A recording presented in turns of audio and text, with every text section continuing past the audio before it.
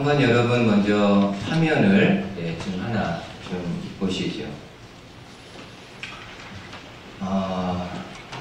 여러 가지 축제가 있는데 마디그라라는 축제가 있습니다. 이 축제는 사순절 전에 기름진 음식을 먹는 축제라고 합니다. 마디그라는 프랑스 말인데 영어로는 Fat Tuesday, 기름진 화요일이라는 뜻으로 사순절이 본격적으로 시작되는 제2의 수요일 전날까지 있는 절기입니다. 올해는 그 제2의 수요일이 24일이었기 때문에 2월 13일까지 이 마디그라 축제가 있었습니다. 이 마디그라 축제 때 꼭 먹어야 되는, 꼭 먹는 케이크 있다고 하는데 케이크 이름이 킹 케이크입니다. 킹 케이크. 여러분이 보는 것처럼 이 킹 케이크에는 세 가지 색깔이 보라색, 초록색, 황금색이 장식되어 있고요. 이 케이크를 먹다 보면은 그 안에 아주 작은 인형이 들어있다고 합니다. 그 인형은 왕이신 예수님을 상징하는 인형이라고 합니다. 뉴올리언스에서는 킹 케이크를 먹다가 어떤 사람이 그 인형을 발견하게 되면은 다음 해에 킹 케이크를 사는 것이 하나의 전통으로 되어 있다고 합니다. 여러분, 사람들이 사순절이 시작되기 전에 기름지고 단 음식을 먹는 것은 아마도 사순절이 시작이 되면은 예수님의 고난을 생각하면서 먹는 음식조차도 절제하겠다라는 의도와 또 그 의지가 담겨 있다라고 생각을 합니다. 지난주부터 저희들이 사순절 시작하고 있는데 이 사순절 기간을 우리가 어떤 마음으로 함께 보내야 될지를 지금 사순절 기간 동안에 예수님의 고난과 관련해서 좀 계속 말씀을 보도록 하겠습니다. 여러분, 신약 성경 그 복음서에는 예수님의 고난 이야기가 공이 다 기록이 되어 있습니다. 그 복음서의 내용을 다 종합을 해보게 되면은 예수님의 고난 이야기 첫 부분과 예수님의 고난 이야기 마지막 부분에서 중요한 역할을 감당한 사람들이 있는데 그들은 바로 놀랍게도 여인들입니다. 우리 생각으로는 예수님의 12제자들이 예수님의 고난과 죽음에서 아주 중요한 역할을 했을 걸로 생각을 하지만은 실제로 아주 의미 있는 일을 감당한 사람들은 바로 여인들입니다. 그래서 오늘 여러분들과 함께 이 여인들이 어떤 일들을 행하게 되었는지를 좀 함께 보도록 하겠습니다. 먼저 예수님의 죽음을 바라보고 예수님의 장례를 미리 준비한 여인이 있습니다. 마태나 마가복음에서는 이 여자가 누구인지 소개하지 않습니다. 그러나 누가복음에서는 이 여인이 누구인가를 기록하고 있는데 바로 베다니 지역에 사는 마리아라고 말씀을 합니다. 여러분, 성경에 마리아라는 이름이 많이 나오다 보니까는 구별하기 위해서 어느 지역의 마리아라고 이야기를 합니다. 근데 처음 예수님의 장례를 준비한 여인이 있었는데 바로 베다니 지역의 마리아입니다. 예수님이 6월절 6일 전에요. 달리 이야기하면은 예수님이 잡히시기 6일 전에 예루살렘에 가까운 베다니 마을에 오십니다. 그리고 예수님과 12제자들이 나병 환자 시몬의 초대를 받아가지고 잔치에 참여하게 되고 그 잔치 자리에는 예수님이 전에 살렸던 나사로도 있고 또 나사로의 누이이자 마리아의 언니인 마르다도 사람들의 일손을 돕고 있었습니다. 근데 그때 마리아가 들어와서 이런 일을 행합니다. 한번 말씀 보세요. 요한복음 12장 3절에 이렇게 말씀합니다. 마리아는 지극히 비싼 향유 곧 순전한 나드 한 근을 가져다가 예수의 발에 붓고 자기 머리털로 그의 발을 닦으니 향유 냄새가 집에 가득하더라. 여러분, 마리아가 이 잔치집에 와서 예수님께 어떤 일을 행하게 됩니까? 지극히 비싼 향유를 예수님의 발에 붓고 본인의 머리카락으로 예수님의 발을 정성스럽게 닦아 주었다라고 말씀합니다. 그러면은 이 마리아가 가지고 온 향유, 지극히 값싼 향유라고 이야기하는데 이 향유는 값어치가 어느 정도일까요? 성경에 보니까는 300데나리온의 가치가 있다라고 이야기합니다. 300데나리온? 저희는 잘 감이 안 오죠. 근데 한번 여러분 이렇게 이제 생각을 해보십시오. 전에 예수님이 오병이어로 5개의 떡과 2개의 물고기로 5,000명을 먹인 적이 있습니다. 장정만 5,000명을 배불리 오병이어로 먹인 적이 있습니다. 근데 그 전에 예수님의 제자 중에 빌립이 예수님에게 이야기할 때 주님, 이 많은 사람들 다 배불리 먹이려면 적어도 200데나리온이 필요하다라고 이야기합니다. 그러니까 200데나리온이 굉장히 큰 돈이, 장정 5,000명을 배불리 먹일 수 있는 그러한 돈입니다. 근데 지금 마리아가 예수님께 부은 향유는 값이 얼마라고요? 300데나리온. 어마어마한 가치가 있는 향유입니다. 예수님의 제자 중에 유다가, 가룟 유다가 마리아의 그러한 모습을 보고 여인을 책망합니다. 야, 이 귀한 것을 팔아가지고 많은 가난한 사람들을 도와줄 수 있었을 텐데 왜 이렇게 허비하느냐라고 책망을 합니다. 그때 예수님은 마리아를 도리어 크게 칭찬하면서 이렇게 변호해 줍니다. 한번 마가복음 말씀 보세요. 마가복음 말씀으로 마리아는 힘을 다하여 내 몸의 향유를 부어 내 장례를 미리 준비하였느니라. 내가 진실로 너희에게 이르노니 온 천하에 어디서든지 복음이 전파되는 곳에는 이 여자가 행한 일도 말하여 그를 기억하리라 하시니라. 마리아는 힘을 다하여 내 몸에 향유를 부어 내 장례를 미리 준비했다라고 이야기합니다. 여러분, 예수님은 마리아가 누구의 장례를 미리 준비했다라고 이야기합니까? 예수님 자신의 장례를 미리 준비했다. 얼마나 귀하냐.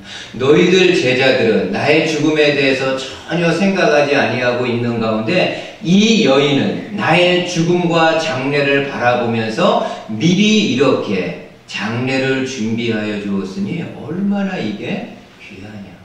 그러기에 온 천하에 내 복음이 전파될 때에 이 여자가 행했던 일들도 함께 전해져야 된다라고 말씀을 합니다. 여러분, 마리아의 무엇이 이토록 예수님의 마음을 감동케 하신 걸까요? 여러 가지가 있겠지만은 한 가지입니다. 지금 마리아는 본인이 가지고 있는 가장 귀한 것을 주님께 드렸기 때문입니다. 300데나리온 가치의 향유는 지금 마리아가 가지고 있는, 그것도 여성으로서 자기 몸을 치장하거나 자기 몸을 위해서 사용할 수 있는 가장 귀한 것을 상징합니다. 그러나 이 마리아는 본인에게 있는 가장 귀한 것을 주님께 드렸을 때 주님이 그것을 보시고 마음의 감동을 받으시게 됩니다. 여러분, 저희들 사순절 보내고 있습니다. 이 사순절 기간 동안에 주님께 드릴 수 있는 혹은 주님의 마음을 기쁘시게 할 수 있는 나에게 가장 귀한 거는 어떤 게 있을까요? 우리가 어떻게 지금 사순절을 보내면은 주님이 기뻐하고 공감하고 귀하게 여기실까요? 여러 가지 있겠죠. 음식을 절제하는 것도 하나의, 주님의 고난을 생각하면서 먹는 음식도 과하게 지나치게 먹지 않는 것도 하나의 방법. 혹은 하루 종일 금식은 아니더라도 하루에 한 끼 금식하는 것도, 주님의 고난을 생각하면서 금식하는 것도 하나의 또 좋은 방법일 수 있습니다. 근데 여러분, 우리 주님이, 우리 하나님이 가장 기뻐하는 거 하나 있습니다. 그거는 바로 예배입니다. 여러분, 예배는요, 정말 하나님이 좋아하는 거예요. 당신의 자녀들, 당신의 백성들이 모여서 예배하는 것을 하나님은 너무너무 좋아하십니다. 그리고 성경에서는 하나님이 사람을 만든 가장 큰 목적 중에 하나가 그 사람들이 경배하고 예배하는 것을 받기 위함이라고 말씀합니다. 그러니까 당신의 자녀들이, 사람들이 모여서 예배하는 거 하나님이 가장 기쁘게 여기십니다. 그럼 우리가 이 사실을 안다면은 사순절을 여러분 이렇게 보내는 거 어떨까요? 가정에서 예배를 정식으로는 드리지 못한다 할지라도 그래도 사순절 기간 동안에 매일 자녀들과 함께 자기 전에 기도하는 시간을 갖는 것. 아주 짧은 시간이겠지만은 그래도 우리가 사순절 기간에 자녀들에게 이야기하고 부부가 뜻을 모아서 함께 이렇게 말씀 보고 만약에 기도하는 이러한 시간을 갖는 거 어떨까요? 얼마나 하나님이 기뻐하실까? 주일의 예배뿐만이 아니라 여러분들 교회에서 토요 아침 예배도 있는데 사순절 기간 동안에 여러분들이 마음을 모아서 주일 예배뿐만이 아니라 토요 아침 예배도 나와서 주님의 고난을 묵상하면서 함께 기도하며 나아갈 때 얼마나 하나님이 귀하게 여기실까? 바라기는 저와 여러분들이 예배를 통해서 사순절 기간을 좀 더 의미 있게 보낼 수 있는 저와 여러분들 되실 수 있기를 주님의 말씀으로 축복을 드립니다. 두 번째로 예수님이 받으신 고난의 절정은 십자가입니다. 그렇죠. 예수님이 십자가에서 운명하실 때 그 자리에까지 나왔던 사람들이 있는데 그들은 또 여인들입니다. 예수님의 제자들이 아니고요. 예수님이 십자가에 달리셨을 때 그 밑에까지 위험을 무릅쓰고 따라온 사람들이 여인들입니다. 성경에서는 예수님의 십자가 밑에까지 따라왔던 이 여인들의 자랑스러운 이름을 다 공개하고 있습니다. 한번 보세요. 마가복음 말씀으로 15장에 이렇게 말씀합니다. 멀리서 바라보는 여자들도 있었는데 그 중에 막달라 마리아, 또 작은 야고보와 요새의 어머니 마리아와 또 살로메가 있었으니 이들은 예수께서 갈릴리에 계실 때에 따르며 섬기던 자들이요 또 이 외에 예수와 함께 예루살렘에 온 여자들도 많이 있었더라. 야, 여자들 참 대단합니다. 대단합니다. 근데 이름이 나와 있는 여자 누굽니까? 막달라 마리아. 이 마리아 이름이 많다 보니까는 지역을 앞에다가 갖다 붙인다고 해서 막달라 지역에 마리아, 그리고 또 다른 이름의 마리아가 있고요. 살로메라고. 살로메는 다른 성경에서는 예수님의 제자인 야고보와 요한의 어머니, 그러니까 예수님과 친인척으로 따지면 예수님의 이모가 될 수 있는 여인입니다. 살로메. 그리고 요한복음에서는요, 예수님의 어머니 마리아도 예수님의 십자가 밑에까지 있었다라고 이야기를 하고 있습니다. 대단합니다. 여러분, 왜 대단해요? 예수님의 12 제자들은 어떻습니까? 요한 한 명 빼고는요, 다 지금 도망가 있는 상태입니다. 수제자라고 일컬어졌던 베드로도 예수님이 잡히시는 현장에서 칼 한번 사용해보고 걸음아 나 살려라고 다 지금 도망쳐 있는 상태입니다. 무서워서, 두려워서, 본인들도 예수와 연관돼서 잡혀 들어갈까봐 무서워서 제자들은 다 도망가 있는 상태입니다. 근데 여인들은 정말 자기들의 위험한 거를 다 감수하고 십자가 밑에까지 따라와 있습니다. 참 귀하죠. 근데 더 귀한 거 보세요. 41절에 보면 이 여인들은 어디서부터 예수님을 따랐다라고 하나요? 41절에 예수님이 갈릴리에 계실 때에 따랐다. 예수님이 갈릴리에서부터, 그러니까는 예수님의 초창기 사역에서부터 이 여인들이 예수님을 알고 믿고 따랐다라고 이야기합니다. 근데 여기 41절에 따랐다라는 그 헬라어가요, 아폴로세인으로 되어 있습니다. 아폴로세인의 의미는 함께 연합해서 쫓아가는 것을 이야기를 합니다. 근데 여러분, 이 단어 아폴로세인이 어디에서 또 한번 사용이 되었는가 하면은 예수님이 제자들에게 말씀하셨을 때 사용됩니다. 여러분, 한 번은 예수님이 제자들과 함께 가이사랴 빌립보 지방에 갔을 때 예수님이 제자들에게 물어봅니다. 얘들아, 세상 사람들이 나를 누구라고 부르니? 그러니까 제자들이 들은 얘기, 예수님을 보고 이렇게 합니다. 대답합니다. 그러자 예수님이 제자들에게 그 다음에 물어보죠. 그러면은 얘들아, 너희는 나를 누구로 믿고 있니? 너희는 나를 누구라고 생각하느냐라고 묻습니다. 그때 베드로가 제자들을 대표해서 말씀하죠. 주는 그리스도시요 살아계신 하나님의 아들입니다. 제자들이 처음으로 예수님을 따라다니면서부터 처음으로 예수님은 하나님이 보내신 메시아 그리스도이시고 하나님의 아들이시라고 고백합니다.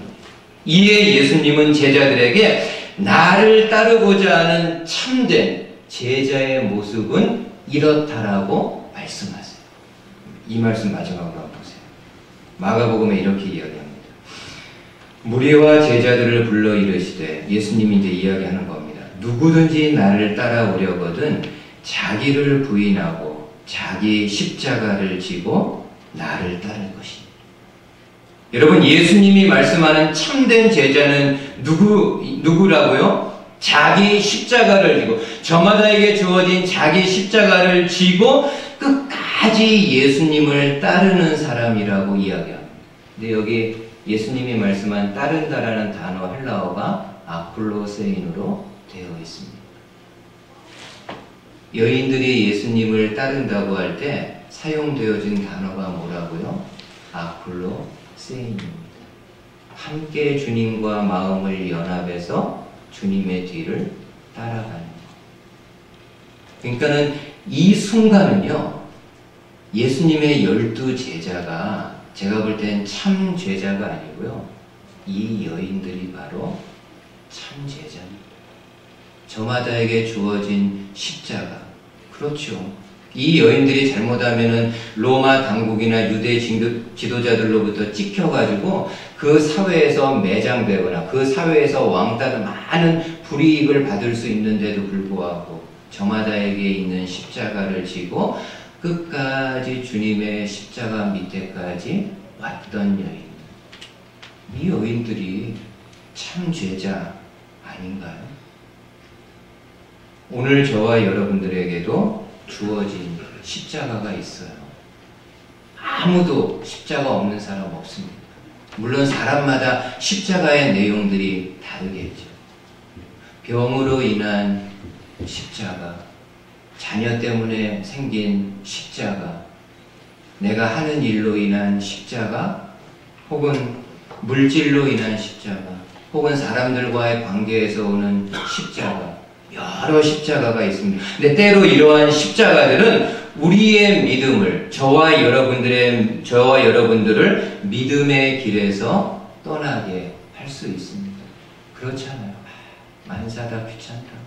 내 지금 하는 일 제대로 되지 않고 뭐 소망도 없어 보이는데 무슨 믿음 생활이냐, 무슨 신앙 생활이냐.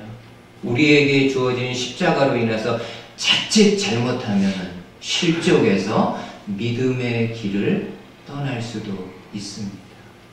그러나 오늘 주님이 말씀합니다. 아무개야, 나의 제자가 되기를 원하는가?